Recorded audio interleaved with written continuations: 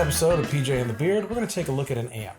But before we get into that, I'd like to ask you to consider subscribing to the channel, clicking on the notification bell. Your interaction with us helps us interact with great people in the industry. In this case, PRS, one of our favorite manufacturer, has come through again with something, but we used our library card at Zzounds, as we call it, and what did we get in? So we got in the HDRX 20, and normally here's where I would start telling you a little bit about it, but Pat actually is a little bit more familiar with this type of amp, having used the 50? Yeah, the 50. So I'm going to let him tell you what's unique about the amp. I have the 50, which is not a master volume amp. Right. And I don't have an attenuator. I'm using it as a pedal platform, and it is barely on because I also have the 412. So in the interest of being sane in our space we play with every Sunday, it is way down. So when I saw this come out, I was very interested. I'm like, oh, 20-watt version, and it has a master volume, which means you can juice some things and dial it back. So that's one just unique thing about this particular amp as far as this line goes. It's not necessarily unique to amps, but It is in this case. So going across the front of the panel, you have presence, and you have bass, middle, treble, and then it gets interesting because there your master volume is, and then you have your bass and treble output controls. That would be like a jumped Marshall, where you put the cable in the front and jump the two channels together. They've done that on the inside. But I think the unique things about this are the two mini toggles. There's one that controls the types of mids. One of them is more of a vintage sound, and one of them is a little bit more of aggressive mids that push them forward. And the other on the far end is a bright. And we're not going to flip those for you, but trust me, there's a big difference between up and down in the bright. The up probably gives you more top end, maybe somewhere in the Vox world, and the other is much darker, which I manipulate that sometimes depending on what guitar I'm playing. Sometimes I have to flip that if I go humbucker versus single coil in my particular amp. So those are the features. It's really unique. No reverb, which is not unique to this. No, there's no effects loop. There's several different outputs for different cabinets with different ohm loads on the back. But basically pretty straightforward. You know, the backstory is they got to open the Hendrix Woodstock amp, Paul and Doug Sewell, and they went to work. And they did the 100 and the 50, and then through their friends in Indonesia, they brought you the 20 at $799. Right. And we're using the 112 cabinet that has a V style speaker in. I think it's a 70-watt closed back 112 that is $399. Right. So I mean, when I first saw it come out, I was like, oh, this is going to be expensive. Right. And I was like, oh, that's pretty cool. So a lot of people have done videos on the amp, how it sounds, how it works, features and stuff like that. But one thing we keep hearing when we check those videos out, or have been hearing throughout this, is like, hey, this is a great pedal platform. So we thought we would take maybe a different kind of slant at this. Is it a good pedal platform? And we just happen to have a few pedals, tons of pedals, right? So we're like, let's just do it. Let's just plug a bunch of pedals into it. Now, and so if you're looking for a video where we're going to turn all the knobs and get all the different sounds, that's not it. When you set up your pedal board, you get your amp sound that you want, and then you set your pedals on your pedal board to work with that amp. You're not tweaking the amp between, oh, I'm going to use my, tremolo pedal now. I need to turn the, you're not doing that. So we're like, let's just get a sound that we really like that works for both of us. And then throw a bunch of pedals on. So that's what we did. And I think we dive right into it. Pat. Yes. First pedal. Well, the first pedal is the Mjolnir from Mythos. It is a K-style pedal. We do like this pedal. It was on my board for quite a while and always constantly auditioning things. And in the interest of PRS and things, all things Indonesian, because we have some, I played the DGT with the Mjolnir, and this is what I played.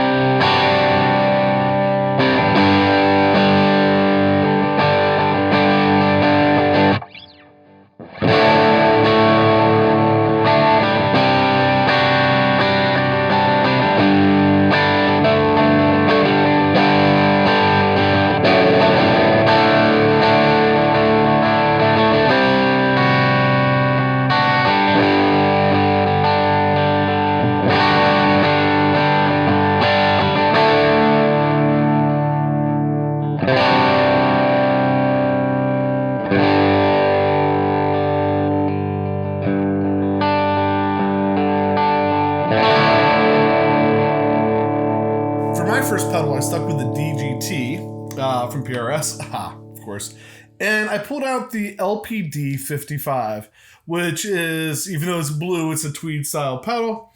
Went with that. I'm going to throw in here too the star of the show, the secondary star of the show tonight. In the background, I don't know that you see it in any of the pictures, is the Dispatch Master from Earthquaker Devices. Because it has a really nice reverb, it has a really nice delay. It's in almost every clip, whether it's just the reverb or just the delay, or the delay and reverb, but you're going to hear it a lot. And so if you're going to do a tweed style amp, I had plenty of reverb and delay on it.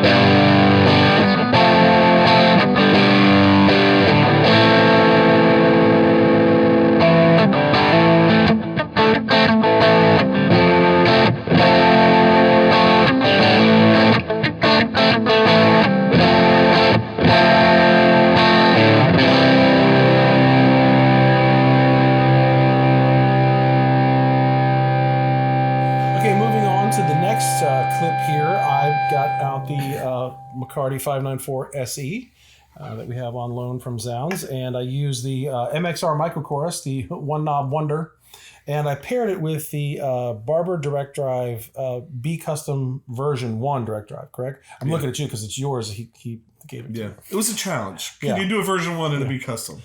So I put these two things together, and this is what I played.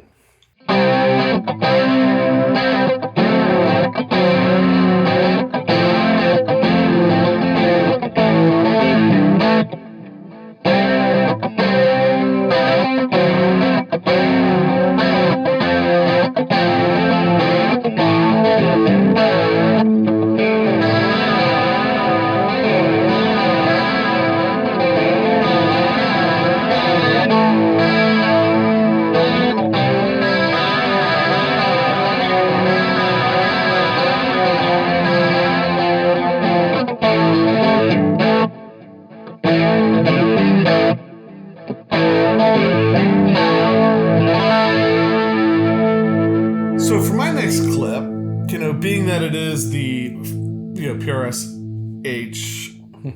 HDRX Hendrix. Just thinking, I used the Silver Sky SE Strat type sound, grabbed out the JHS Fuzz. I don't think that the clips for the Fuzz pedals are on the show yet. Right. I understand we got a lot of great stuff from Zzounds in the last shipment, and a lot of it's going to be going back soon. This is kind of the last hurrah, so we're playing with the toys that we have while we have them. So I used that Fuzz pedal, but then from RFO Electronics, we've been working with Jeffrey over there, dog hair. I used the Real Vibe. So this is RFO Electronics version, the Real Vibe, complete with the cancel switch on it. For those of you who know what that is, great sounding vibe, and played something like this.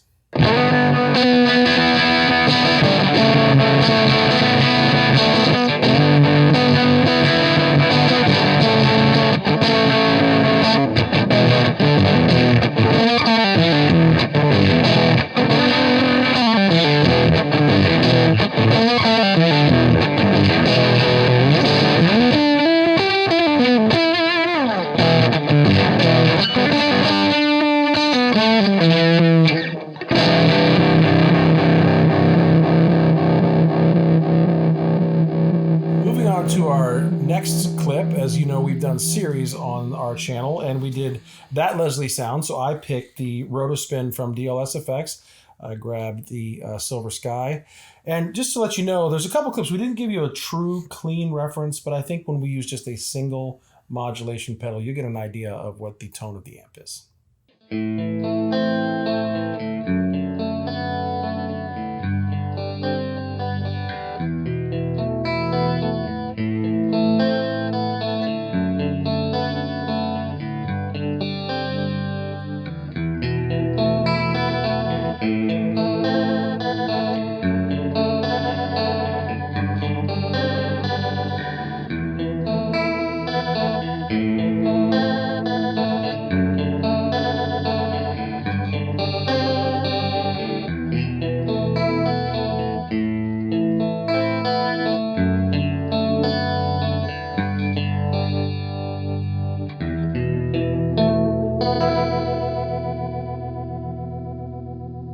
So in my last clip, I had the Fuzz, the JHS Fuzz, and the Real Vibe.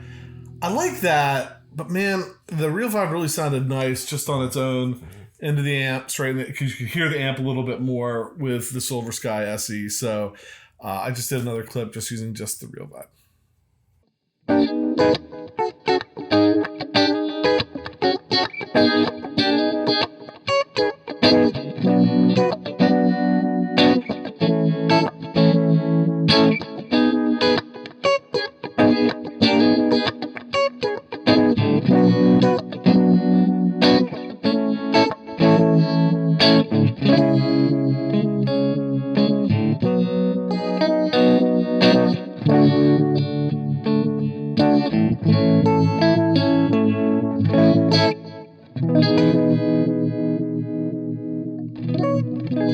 Okay, sticking with our series theme, we did a Tremolo series where we featured a number of them. In this particular one, I used the Tru-Fi Ultra Tremolo, a great sounding vintage style tremolo. I played it with the McCarty 594 SE, and this is what I did.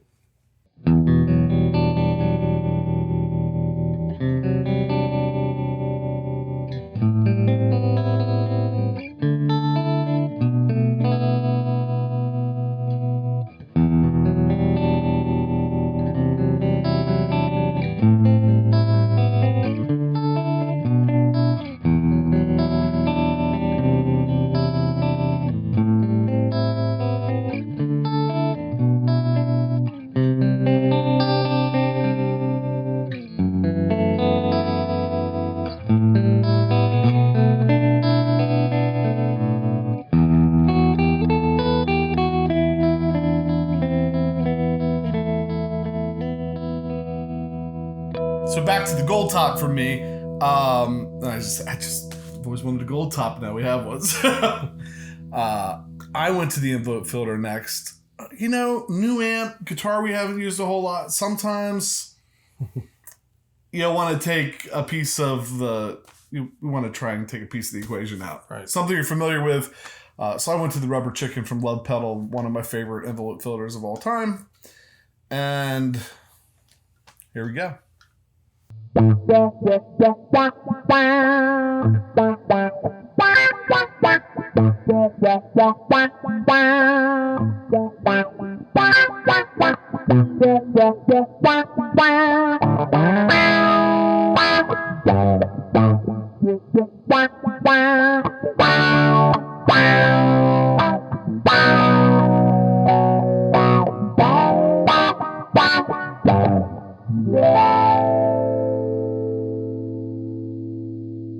All right, for my last clip, and again, we made a Hendrix reference because it is the Hendrix 20-watt amp. Grabbed the Gypsy Vibe from Pedal Pond. Also doubles as a pedal board itself. It's a pedal we've done an episode on. I hadn't played it too much. I grabbed that, and I needed some level of drive, so I didn't really go with the Fuzz. I picked the Walrus Ages pedal, and I played something. But as we were sitting here talking, we realized that Jimmy played the guitar the opposite direction, right? He's making me do this. I'm making him do that. So now, for those of you who may have lost your mind when the Silver Sky came up because the headstock was wrong, we just made everything all right with that right there. I really think that John and Paul have a Jimmy. They just put it on upside down to be like him to begin with. Right. Who's going to say they don't like Jimi Hendrix?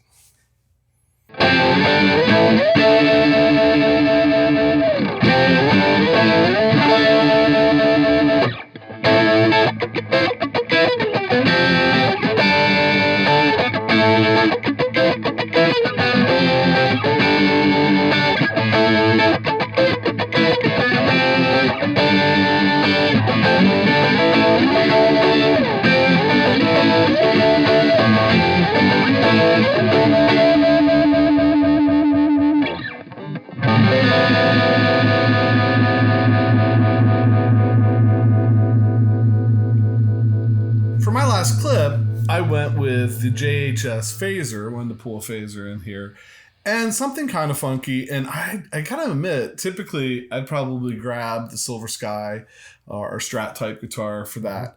But what's interesting is that with a McCarty, stayed in the neck. I split the coils. It sounds really good. It gets nice and airy. Well, yeah, I'll let you hear it. I mean, but I really liked it. Mm-hmm. So the McCarty 594 split the neck phase.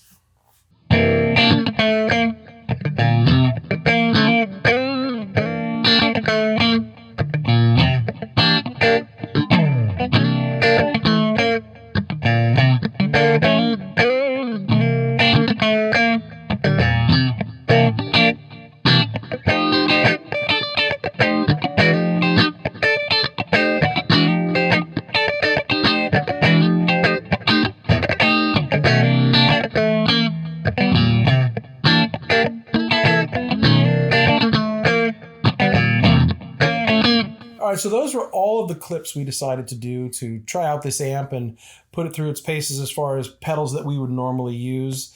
And this is the point where we always talk about our final thoughts, and we're doing a little backwards. So I'm going to ask the Beard to go first with his impressions, final thoughts about this amp. Okay, so we asked the question in the beginning, does it make a good pedal platform? And at this point, I'm going to say yes. I think we proved that. Yeah, I think it does. It makes a great pedal platform. That said, some disclaimers to my final thoughts. First of all, I hate master volume amps. So I was at a disadvantage coming in. I know Pat's tried to tell me a million times why a master volume amp is far superior to using an amp without a master volume. It's just a thing. I'm not I interrupt your thoughts, but I'm not a volume knob guy, so my stuff's always wide open. Right. So I don't compensate this way. So I have to compensate this way. Back to you. So not being a master volume guy, I'm an old Fender guy. If you give me like Dream amp is like a Fender Vibrolux, but give me any of the hot rod amps. I have the old Super amp, the Tyler we have back here. I'm right at home. So that's a little bit of disclaimer. The other disclaimer is we're not Jimi Hendrix. So we never tonight tried to make it sound like what we think Jimi Hendrix would make it sound like. We really did approach this from, can we get a clean sound that we like and then make it work with the pedals? And that worked. I have been dreading doing this video since this amp showed up. Right. Because the first night it showed up and I plugged it in, I started fooling with it. I'm like, my gosh, I can't get a sound out of this. I like nothing. Even the first time we tried to record with it or whatever, I think you struggled getting a sound out of it. That you liked nothing. And I think, and Pat will probably talk more about this, it comes down to what our perception of what the amp was supposed to do. Yes. I think a lot of people have a perception like, hey, Hendrix, this is a real gainy, real overdriven, fuzzed out tone. Right. And that's really probably not what Hendrix was doing. Hendrix was loud, so, there was a lot of feedback and sustain, but it wasn't all like hitting the amp with a bunch of drive or getting a bunch of drive from the amp. So I had a wrong impression of the amp going into it. Once we sat down here tonight, we're like, let's just dial in a sound that we really like. That was easy. And from there, the rest was gravy. So, being a giant PRS fan, that doesn't mean I have to be a fan of everything that they do. Right. But it's good. I mean, I could choose it. I could plug it in. I could get by and actually get by and like it. Like I could put it in my, take it over, plug it in where we play every Sunday, plug my rig into it. Now that we have the tone that I like out of it, and I think I'd be good to go. But once you put a master volume on it, I'm looking the other way. So, sorry, Paul. That's it. It sounds good. Your final thoughts. Well, I have the Hendrix 50, like I said earlier, and the 412 cabinet. It came to me in a way that I couldn't pass it up. I knew it didn't have a master volume, which I've played a lot of Mesa amps, and PV Classic 30s are a little bit of my wheelhouse. So I'm used to a master volume, and as I said, because I'm not a volume knob guy, right? So my amp is going to be what it's going to be. I'm used to maybe even channel switching amps. Got the Hendrix amp. I thought, okay, someday I'll get an attenuator and I'll get that big saturated sound. I get the 50, we're over together. We try to juice it to where it's going to start to break up, and we stopped before he killed one of us because it's 50 watts, right? So I see the 20 come out. And first of all, I saw the price point. And I'm like, wait, what? And then, realized it was Indonesia. Fine. It's an all tube amp. It's fine. And it said master volume. Like, okay, now we're going to get down to what I think it should sound like. And so kind of your qualification as well, I'm like, master volume, great. Let's just juice everything. Let's take the treble and the bass output and juice it and then take the master volume it didn't quite get to where I thought, again, with Hendrix. But then I realized, he was doing this in conjunction with that, in addition to just raw volume. So right. I mean, multiple 100 watt amps probably. Right. Right. So I guess we're giving a lot of qualifications here because, again, thinking what is. I already compromised because every amp I've ever had reverb in it. Every amp I've ever had an effects loop in it. But I love the 50. I'm like, this is going to be great. We use a dispatch master so you can get your delay and reverb. And so it didn't get to where I thought it should be. Again, I'm not a Hendrix-esque player, and there's probably something in my mind that I think Jimmy sounds like that he probably didn't actually sound like. Right, or perceived. I have watched so many videos where even the guys that played on the session said, I don't use nearly as much gain as people think I did to get that sound. And I've, as a self-proclaimed gainiac, I probably should get a Tremonti if that's what I want, right? So I don't get into the weeds here, but after we decided, tonight we had an epiphany, let's just set the amp to a clean sound that we like, because that's what we're going to do. We're not going to try to get an overdriven sound out of that and work the volume knob. First of all, that's not what I do. It wasn't really vibing with you. So we decided to put it through its paces. And honestly, I mean, for, what is it, 1,100? I can't do math. 8 and 4, $1,200. You've got an all-tube amp and a really nice 112 closed-back cabinet. I don't think you could go wrong with it, but you just have to understand what you're getting. Right. And it looks killer. Yeah, it's a good vintage look, for sure. Yeah, I love the look of it. Almost lunchbox size head, almost. Yeah, portable. I think it's a good offering. I think, I get caught up in the PRS hype because I am a fanboy, but I've pretty much loved everything I've gotten my hands on. And I think I had an unrealistic expectation of just what the master volume would do on that amp. Yeah. So it would be interesting had we had this epiphany earlier and used it and were able to use the amp a little bit more. But right. It probably would have been interesting. From that standpoint, man, the DGT that we used tonight, this guy right here, the gold top that we used tonight, this is ours. We got this in. The Silver Sky is ours. The McCarty has to go back, unfortunately, to Zzounds. A lot of pedals here, a lot of guitars here tonight came through the relationship with Zzounds. So we'll put affiliate links down in the bottom for you to check out. But we're not using them because they came from Zzounds. So there's a lot of stuff here tonight that didn't come from Zzounds. Mm-hmm. So make sure you check out people like Pedal Pond, RFO Electronics, LovePedal, LPD, Lawrence Petros Designs, LovePedal, Walrus. So lots of cool stuff, EQD floating around, and just thanks to all these companies that have helped make that possible. So always take a minute just to say thanks for watching. If you hit the subscribe button, the like button, leave a comment down below, notification bell, any of that stuff, it really helps us out. That's what helps us make all these relationships. And honestly, this is one of the funnest videos to do. We love these when we do guitars or amps because we can get out all this cool stuff and play. We've been down here fooling around all night. So thanks.